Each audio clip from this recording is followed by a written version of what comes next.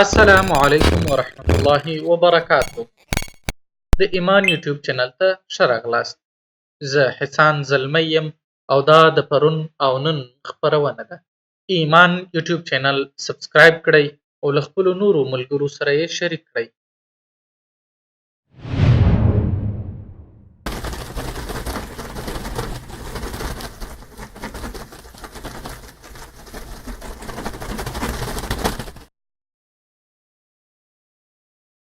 صلیبیانو د جهاد په لومړیو کلونو کې ډیر کوشش په دې کاوه چې د افغانستان مسلمان او مجاهد ولس تنها په دهري روسانو وځپي او په شوروي اتحاد کې یې مدغم کړي، ځان تل د جهاد او د مجاهد د کلمې څخه بېغمه کړي. خو د افغانستان پر دین مینو دیني علماو د خپل سر په بیعه خپل ملت راویش کړ او د روسانو په مقابل کې په ټول افغانستان کې پاڅونونه او جګړې شروع شوې. صلیبیانو چې دا حال ولید نو وویریدل چې هسې نه چې یو سوچه اسلامي حکومت چې په سر کې دیني علماوي د کمونیستي ادارې ځای ونیسي، نو د مجاهدینو د تخریب لپاره په گاونډیو هیوادونو کې کیمپونه جوړ کړل او د روس له ظلم څخه تښتېدلي افغان مهاجرین پکې راټول کړل. صلیبیانو په لومړي سر کې مجاهدین په دوو ډلو وویشل، شیعګانې د ایران له لارې تخریبول او سنیانې د نورو هیوادونو له لارې. خو تش د سني او شیعه په ویشنه یې بسنه ونه کړه. بیا یې سني مجاهدین په اوو تنظیمو وویشل: د ګلبدین د حزب ګوند،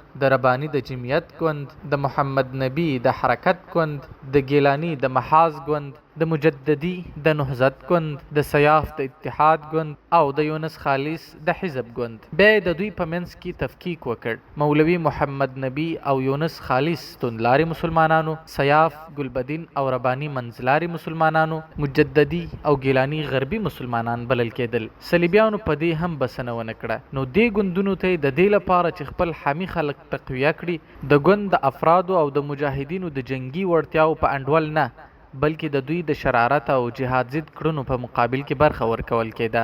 داسې چې ګلبدین ته 50%، رباني ته 60%، سیاف ته 10% او باقی نورو تنظیمونو ته 0% پیسې ورکول کېدې. په دې هم بسنه نه وه. صلیبیانو ځینې وخت د دوی لاسپوڅو قومندانانو ته لکه احمد شاه مسعود، عبدالحق، رحیم وردگ او داسې نورو ته د دوی تر رهبرانو ډېرې پیسې ورکول کېدې. دا د دې لپاره نه و چې دوی ښه جنگي وړتیا لري، بلکې د دې لپاره یې ورکولې چې دوی د مقدس جهاد موخې ښه تخریبولی سي. مثلا د ګیلانی، مجددي، رحیم وردگ، عبدالحق او داسې نورو له کورونو څخه د امریکا سفارت جوړ سوی و. د دې له لارې به خلکو له اروپایانو سره لیده کاته کول او یا به غربي ملکونو ته تلل او غربیانو به هم له دې لارې خپل جاسوسان له مجاهدینو سره یو ځای کول.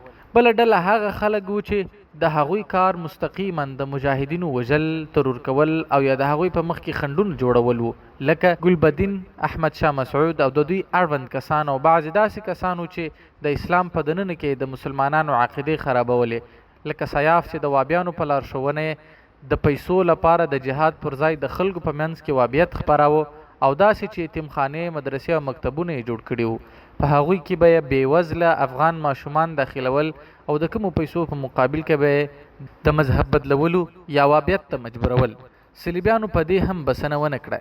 د خیریه مؤسساتو په نامه مراکز د مجاهدینو په کیمپو کې جوړ کړل چې د هغې له لارې د صحي خدمتونو، تعلیم او تربیې د بېوزلۍ سره د مبارزې او داسې نورو ډیرو نومونو لاندې د افغان غیرتي ولس مقدس جهاد تخریباوه. مجاهدینو په داسې حال کې چې د صلیبیانو د مختلفو پروګرامونو له لارې له خپلو دیني علماو سره دښمني کوله او هغوی د خپلو بېدینه اعمالو په مقابل کې خنډ بلل، اصلي دښمن یعنی کمونستان ترې پاتې شول او په خپل منځ کې په جګړو برید وکړ او دا جګړې چې اوج ته ورسېدې چې په افغانستان کې کور په کور او کلی په کلی د خپل منځي جګړو اور بل سو. پوښتنه دا پیښیږي چې په دې وخت کې دیني علماو څه کول؟ د افغانستان پر دین مینو دیني علماو د خپل مظلوم ملت د رفاه لپاره چوپ پاتې نه سول او سره راټول سول. په مختلفو ګوندونو او مختلفو قومندانانو وګرځېدل.